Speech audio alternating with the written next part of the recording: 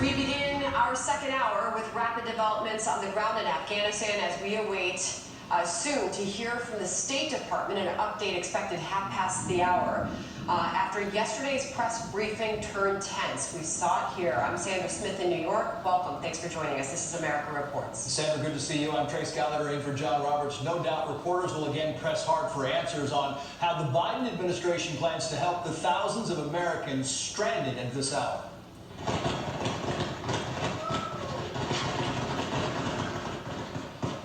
Gunshots heard near the airport there in Kabul, the desperation only growing as people try to get out. We are going to hear from an American man who is trapped along with his wife and daughters. He has an urgent plea for the president. Yeah, well worth hearing. First, multiple reports of violence destroying claims from the Taliban that it has changed. In fact, in one case, a woman pictured in a pool of blood. Witnesses say she was shot and killed after she went out in public without wearing a burqa. Her parents and loved ones beside her.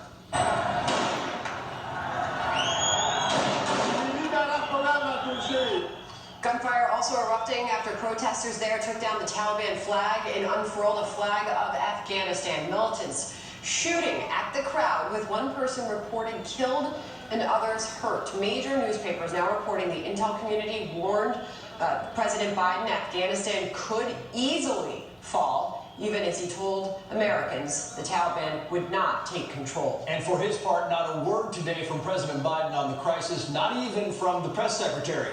Instead, the White House holding several events all related to the coronavirus, with no mention of what's unfolding in Afghanistan, the crisis there. We begin the hour of breaking news with the bloodshed and broken promises showing the Taliban has not changed at all. Armed fighters are patrolling the streets there of Kabul, going door to door looking for trouble. Yeah, can you imagine? They have now set up checkpoints across the capital city, forcing cars to stop for inspection. People who had basic freedoms just days ago now ordered around at gunpoint. The national security correspondent Jennifer Griffin with Live. She's at the Pentagon today. Jennifer.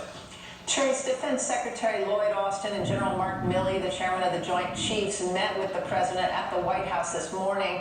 And in about an hour, we will receive our first briefing from them since the fall of Afghanistan to the Taliban. We just received these photos from the Defense Department showing Marines arriving in Kabul and beginning evacuations. The 10th Mountain Division is seen here standing watch and helping with evacuations, but U.S. officials privately tell us it will be, quote, very challenging to meet President Biden's deadline of August 31st to fully evacuate U.S. citizens and their allies. There are still thousands of U.S. troops flying into Kabul, all being housed at the international airport, and U.S. military planes are leaving half full due to bureaucratic bottlenecks at the airport, people being told their papers are not in order. There are images of the Taliban leader and future Emir Mullah Baradar, who the U.S. pressed Pakistan to release from prison in 2018, returning to Kandahar, apparently flown in on a Qatari C-17 military transport plane.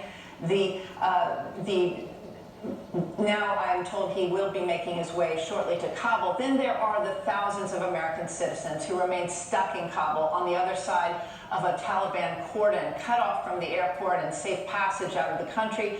At their first press conference, the Taliban said they would pardon those who fought against them, but images of Taliban beating those trying to get to the airport, captured by photographers in Kabul, suggest otherwise. Sadistic scenes of Taliban striking drivers with rubber hoses and firing weapons indiscriminately, targeting women who are not fully covered. The Taliban are carrying out right now a massive PR push to suggest that they are a kinder, gentler version of the Islamist terrorist group that took Kabul in 1996 and instituted a reign of terror until the U.S. overthrew them after 9/11. The real question is what happens after the U.S. troops leave and the reporters leave. I just spoke to freelance reporter Holly McKay, a reporter who's stuck in Mazar-i-Sharif and has had to ask the Taliban to escort her to the border. She described what has happened to the Afghan National Army.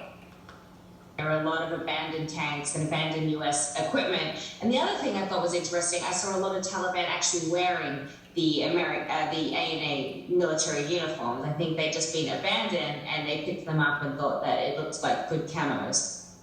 those uniforms bought with U.S. taxpayer dollars. There are 4,500 U.S. troops at the airport in Kabul right now, and now the very same specialized Air Force unit, the 621st Contingency Response Wing, the same unit that just closed down Bagram Air Base a month ago, is back securing the Kabul airport. The problem is the Taliban control the checkpoints outside the airport, Trace. And that is a problem. Jennifer Griffin, live for us at the Pentagon. Jen, thank you.